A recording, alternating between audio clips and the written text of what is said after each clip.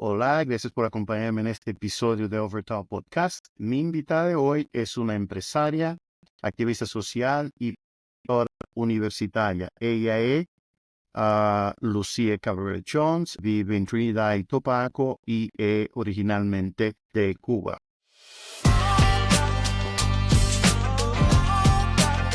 Gracias por tenerme aquí. ¿Cómo estás? Yo estoy bien, gracias una vez más por aceptar mi invitación. Lucía, hubo una vez que tú dijiste que saliste de Cuba como un acto de amor. Para quien no te conoce, ¿nos puede explicar un poquito qué significa eso? Bueno, sencillamente es lo que significa amor. Tuve muchas razones para irme de Cuba, inclusive antes de tomar la decisión de salir de Cuba, pero nada realmente me tenía más segura que irme que el hecho de amor. Y cuando digo amor quiere decir que me casé y me fui con mi esposo. Bueno, la decisión realmente fue por amor, pero no dejó de ser una decisión difícil para mí. Y realmente lo hice pensando no solamente en mis padres, pero pensando en mi familia como tal. Como profesional en Cuba, tú debes saber porque estuviste por allá, llega un momento para nosotros los profesionales cubanos donde ya te das cuenta que hay un tope, se te pone un techo. Sabes que tienes mucho más potencial, sabes que puedes dar mucho más, pero no solamente eso, sabes que tienes mucho más valor del que tienes cuando estás dentro de Cuba como profesional. Y en ese sentido estoy hablando económicamente. Yo conocí dentro de Cuba, inclusive un mundo que era mucho más grande que estar dentro de Cuba como profesional. El motor impulsor fue el amor, pero el motivo fundamental fue el ayudar a mi familia económicamente, utilizando lo que Dios puso en mí, que es mi capacidad profesional. Ahora cuando piensas, ahora que estás aquí con más edad, con más tiempo fuera de Cuba, ¿crees que fue en su momento la mejor de salir de Cuba? Me dijiste que sí, llegaste a un tope, pero bueno, pudiste haber tomado un tipo de decisión diferente, cambiar de carrera, etcétera, etcétera. ¿Crees que emigrar fue la mejor decisión para ti en aquel momento y cuando lo miras ahora, después de tantos años? Redondamente la respuesta es sí. Y te digo más, me dices que si hubiese explorado otras avenidas, las exploré. Yo soy ingeniera química y tengo una maestría en análisis de control de procesos. En el momento en que yo salí de Cuba, no salí de Cuba como ingeniera química, salí de Cuba como una persona que trabajaba en el turismo, porque la primera opción que tomé para como un poco que mejorar la situación económica, ayudar a mis padres y a mi familia, fue cambiar mi curso profesional. Hice un diplomado en dirección de empresas turísticas y eso me llevó a trabajar en el turismo, en posiciones de management. Pero aún así, la situación económica no estaba completamente respaldada para las necesidades que había en Cuba en aquellos momentos y que ahora han crecido muchísimo más. Entonces te digo esto, creo que tomé la decisión bien tarde. Oh, Tenía que haberme llenado de valor, pero no estaba el componente fundamental que era el amor. Lo hubiese hecho antes, si hubiese llegado ese momento antes. háblame un poquito, yo estoy interesado en saber eso, cómo fue, porque yo te conozco a ti hace ¿qué? 30 años, o sea, estudiamos en la misma universidad, en la CUJA, en La Habana, o sea, nos comunicamos, pero no nos vemos hace 30 años, ¿no? Explícame un poquito, o sea, desde el momento que tomaste la decisión hasta llegar a Granada, creo que fue el primer país que llegaste antes de ir a Trinidad y Tobago. Dame una idea cómo fue todo el proceso. Bueno, te digo que no fue nada fácil, como no lo es para nadie que decide en un momento determinado dejar su país y dejarlo todo atrás, dejar su familia. Fue complejo, pero se me hizo fácil, ya te digo, porque salí muy bien casada y muy enamorada, a diferencia de otras personas que han tenido que hacerlo por otras razones. Y nada, llegué, sí, a Granada, salí de Cuba en el año 2004. Llegué, como salen todas las personas, llenas de sueños, llenas de aspiraciones, llenas de ilusiones, llenas de planes. Muchísimos se cumplieron en el camino, pero bueno, como desafortunadamente pasa en algunas relaciones, todo no fue como pensábamos. Y tuve que tomar entonces la decisión de empezar de cero, de volverme a reencontrar, de retomar el por qué yo salí de Cuba, aparte del hecho de haber estado enamorada. En aquel momento tuve que poner a mi familia primero. Mi familia siempre, todo el que me conoce sabe que mi familia siempre ha estado primero que todo. Es Dios primero, entonces mi familia. Y tuve que tomar la decisión.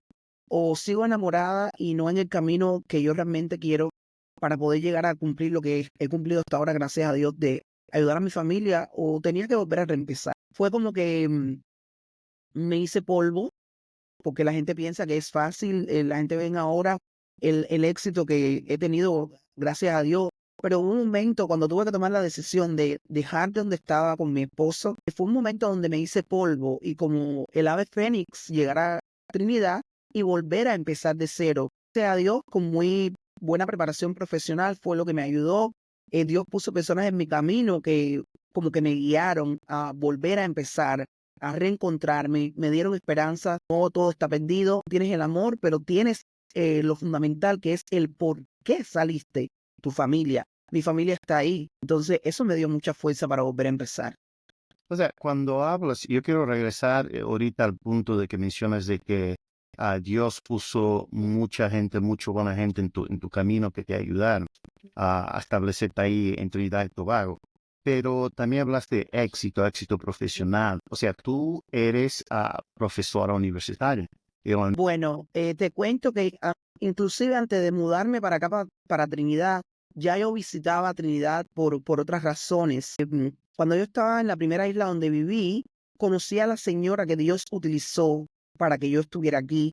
La primera Ella isla, fue en un Lucía, la primera isla fue Granada. Granada, sí, sí, Oh, Granada.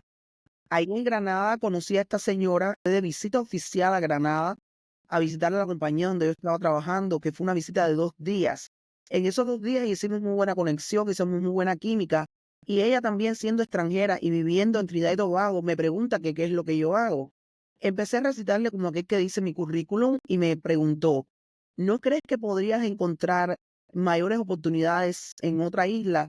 Yo no conocía mucho del Caribe, ni siquiera sabía que era docente con la calificación mía, que es también la parte de mi maestría en análisis y control de procesos. Y por ahí fue que se dio la posibilidad. En una de esas visitas, tuve una entrevista con quien fue mi primer jefe de departamento, el profesor Brian Coupland, en la Universidad de West Indies. Me hizo varias preguntas y me preguntó si me interesaría la oportunidad de dar clases en la universidad. Mi respuesta fue sí, y todo lo que restó fue ya sabiendo que la parte amorosa estaba bastante pulverizada. Todo lo que quedó fue apretarme el corazón, pensar en mi familia, que fue mi motivo fundamental, regresar a Granada, tener una relación, una conversación muy civilizada y muy entendida con mi pareja, y nada, llenar lo que me cupo en 2 maletas y venirme a Trinidad y Tobago. Y aquí estoy desde el año 2005. interesante. Y tú sí trabajaste, obviamente, en el idioma inglés. ¿Cómo fue el proceso de aprendizaje del idioma inglés? Bueno, yo hablo inglés desde que estaba en Cuba. Tú sabes, no es un secreto que en Cuba aprender un idioma es muy fácil. Te cuento que no solamente hablo inglés, también hablo francés y también hablo portugués. Tuve que hacerlo por la necesidad profesional que me puse cuando dejé lo que es la parte de la industria y de la ingeniería para insertarme en el turismo. Y para poder alcanzar el éxito que tuve en el turismo, estando aún en Cuba, me hacía falta dominar más de un idioma. El español es el idioma que realmente me gusta de corazón. El inglés lo tuve que aprender porque es el idioma universal y me hacía falta otro idioma que también me apasionara un poquito. Entonces me fui por el francés también por la posibilidad que los 4 idiomas me daban dentro de la industria del turismo en Cuba. Ok, hay una cosa que por lo que todos nosotros, yo también soy un inmigrante, vivo aquí en Estados Unidos hace 24 años, pero hay un proceso de adaptación, hay, o sea, desafíos, o sea, al principio principalmente es muy difícil. O sea, ¿cómo fue tu proceso de adaptación a la cultura ahí en Trinidad y Tobago? Yo sé que existen, o sea, tabús, existen preconceptos, ¿no?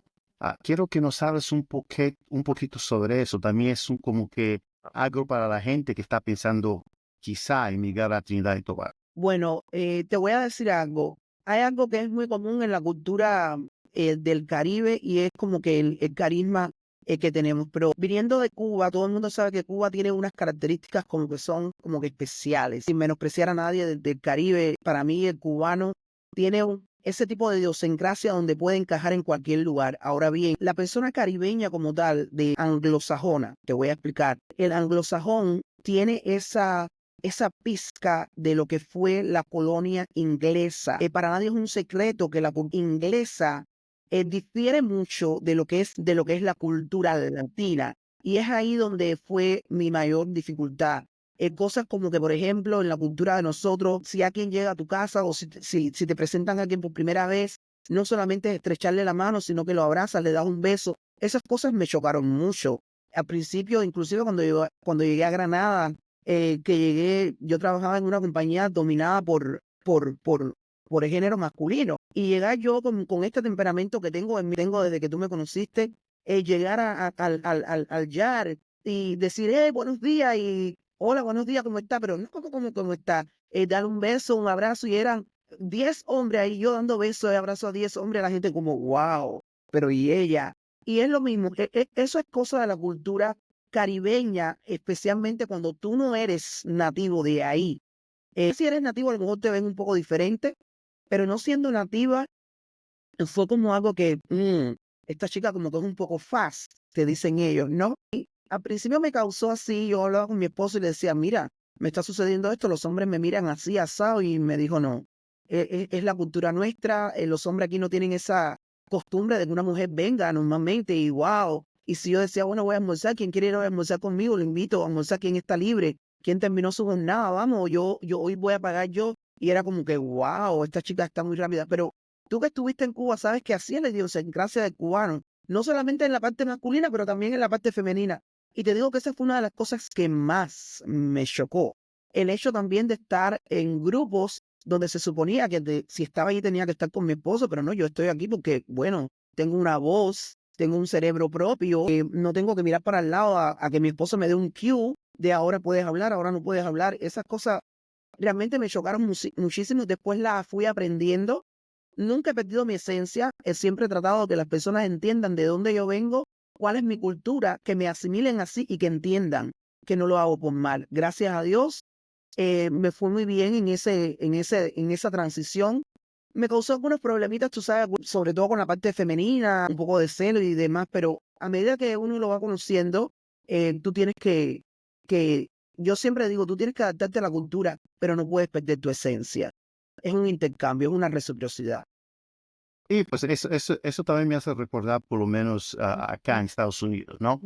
Yo soy africano y en algunos aspectos mi cultura es muy parecido a nuestra cultura como africano, yo como angolano, un poquito parecida a la cubana, ¿no? Por eso, o sea, cuando viví ahí, o sea, no me fue muy difícil de integrar, ¿no? Pero acá en Estados Unidos es como parecido, ¿no? Nosotros también llegamos y abrazamos, damos dos besos. Los americanos son muy, o sea, don't touch me. Sí.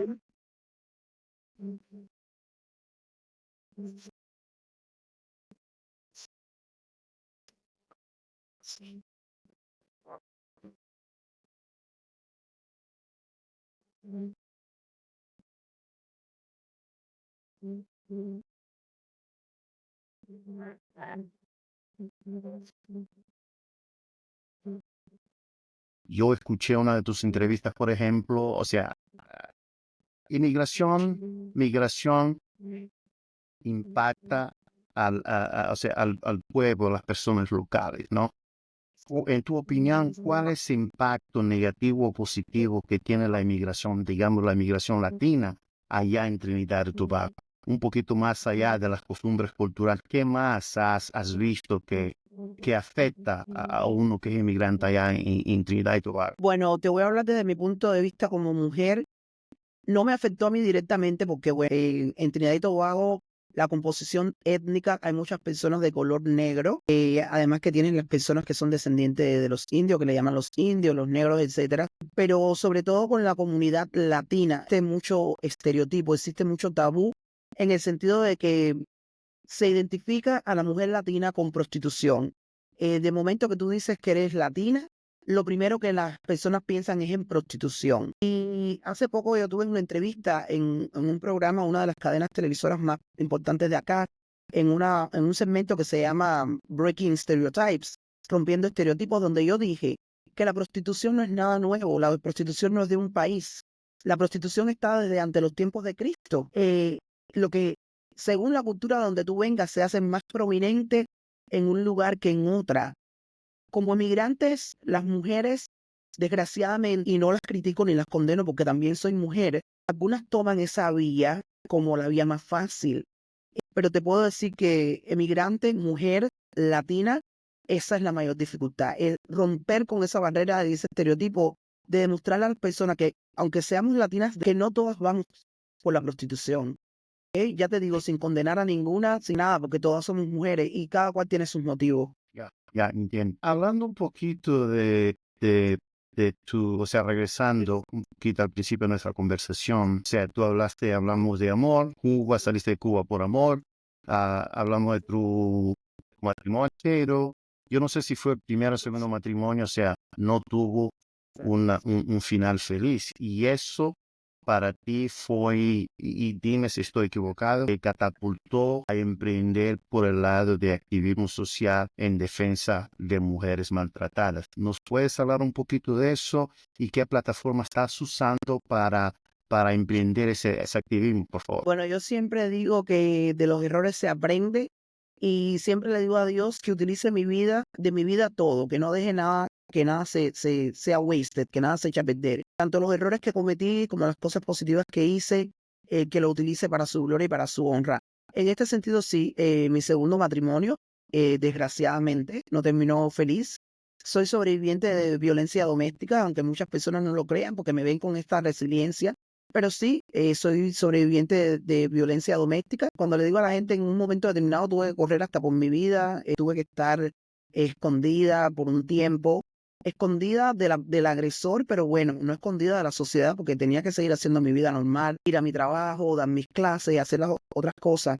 Y eso que un poco que creo que Dios lo utilizó, esa experiencia donde sobreviví a esa experiencia, pero no me salí inmediatamente. Perdoné y más de 2 oportunidades, aun cuando mi vida estaba en peligro, porque confié muchísimo en Dios, pero entendí lo que se llama el ciclo del abusador. Ahora está en mucha tendencia donde las mujeres han abierto mucho más los ojos a lo que es el narcisismo, que cuando lo estás viviendo, desgraciadamente no sabes que lo estás viviendo.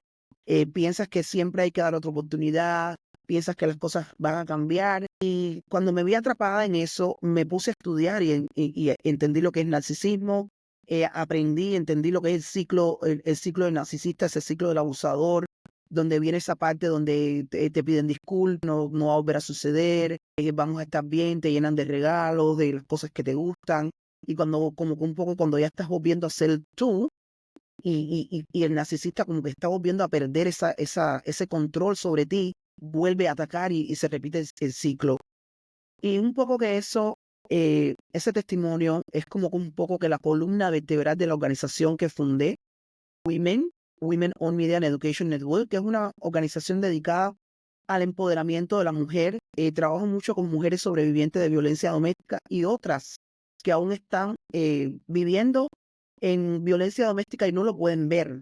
No lo pueden ver porque están atrapadas en el ciclo del narcisista. Hacemos mucho lo que es advocacy, abogar por las mujeres. Ojo, y me encanta en las plataformas que me lo permiten, como que hablar de mi testimonio, porque cuando alguien me ve ya, como te digo, ya este producto semi terminado, porque me falta muchísimo por hacer, nunca van a pensar, nadie nunca piensa que yo soy sobreviviente de violencia doméstica. Nunca nadie piensa que tuve que estar escondida 2 meses en un Wow. cuartico, 2 meses en un cuartico donde ahí aprendí a conectarme bien con Dios, a orar la noche entera, a hacer ayuno de largas horas, a clamar a Dios, a aprenderme la Biblia y a orar por mi vida y pedirle a Dios que me diera esa fuerza porque siempre, siempre, siempre para mí mi familia estaba primero. Y yo decía, Dios mío, si yo soy el canal por el cual tú estás bendiciendo a mi familia, yo tengo que estar bien, yo tengo que estar viva, yo tengo que estar en todas mis facultades mentales. Sácame de esto, dame una ruta, dame un camino. Aún así, en su gran misericordia y yo aplicando todas las cosas que pude aprender de la Biblia y de la consejería con respecto al matrimonio. Traté, en 2 ocasiones más volví, pero llegó un momento donde yo dije, yo prefiero estar viva y divorciada y no me interesa ser juzgada por los creyentes y que yo tome esta decisión y que va a decir Dios nunca me dijo, quédate y que te maten que yo me ocupo de tu familia. No. Claro que no. No, es un testimonio muy fuerte y gracias por compartir. Es bueno saber que de esta experiencia horrible algo sacaste para poder seguir y ayudar a otras mujeres que están en situaciones similares. Gracias por compartir eso.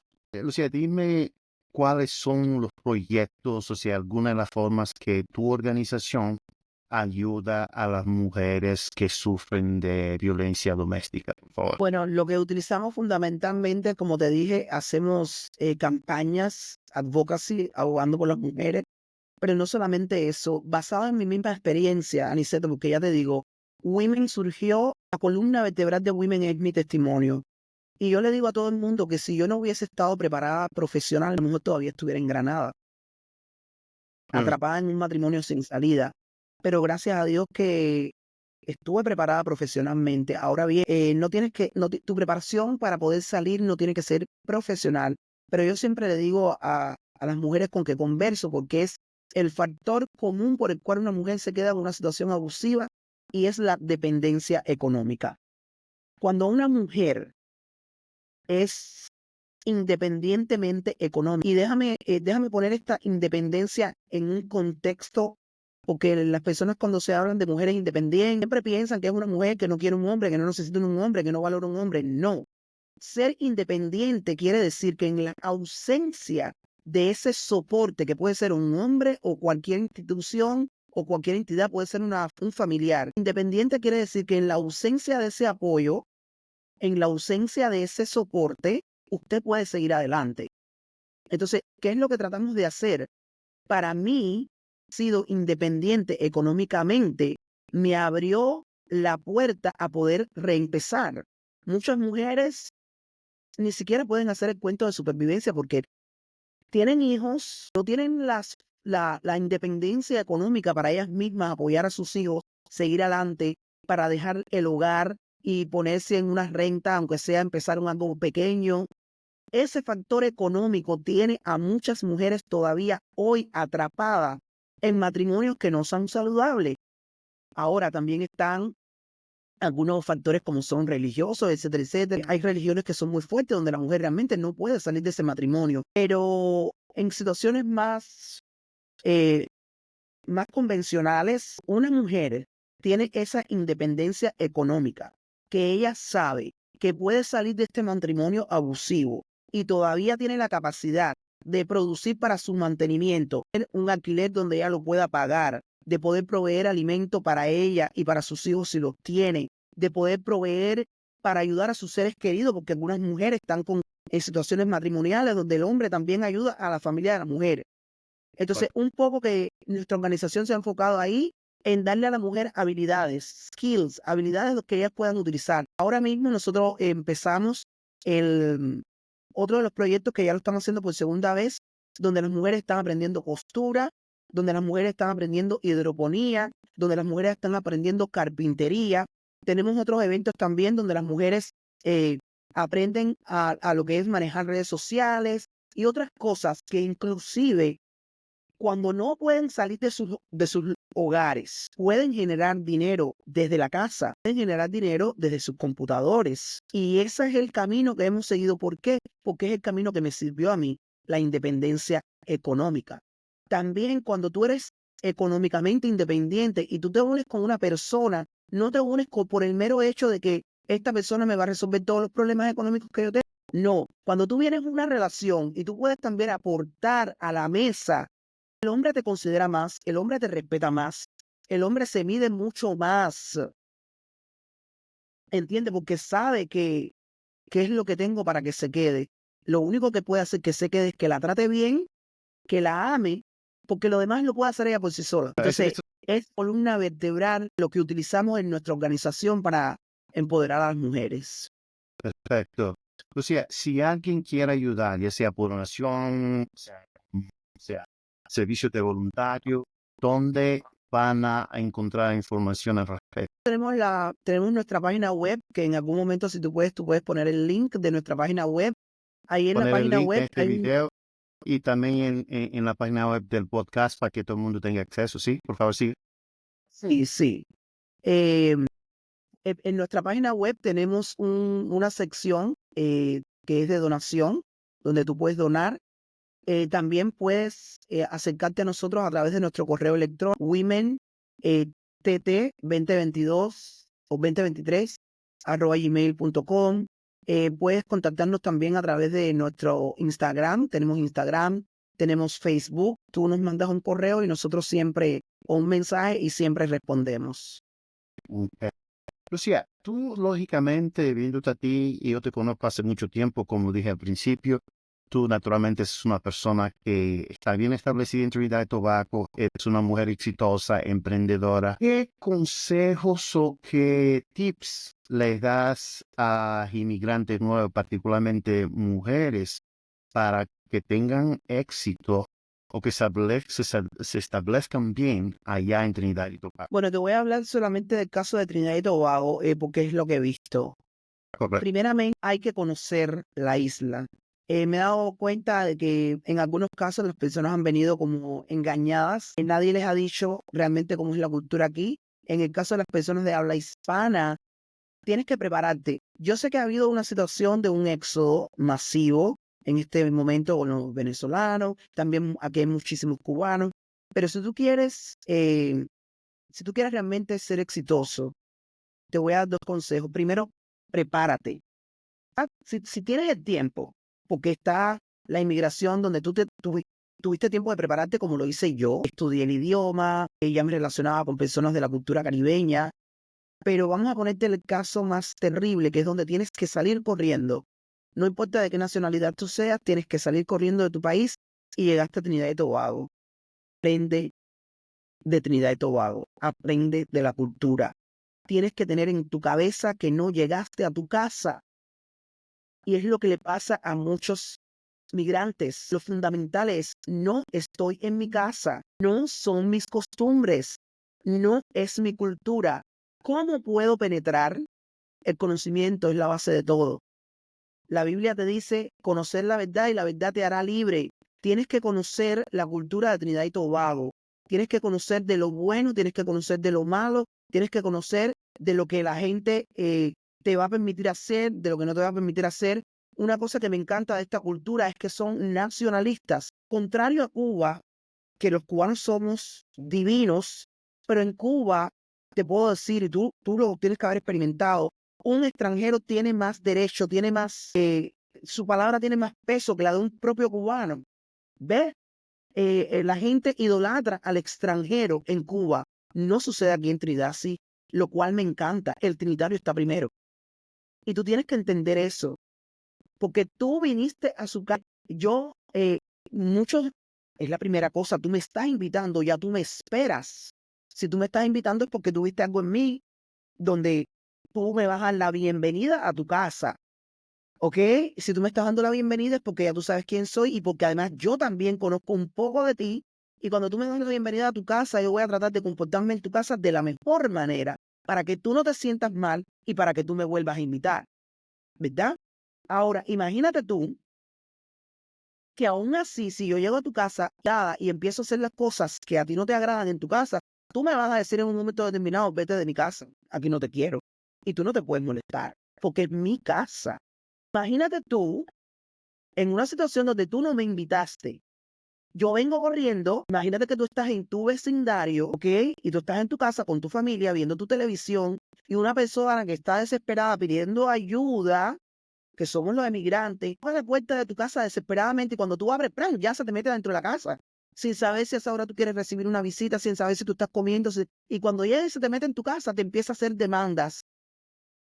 Yo quiero agua, dame agua, déjame utilizar el baño. Tú, pero espérate un momentico, tocaba. No, no, no, no, no, porque en mi casa es así, no.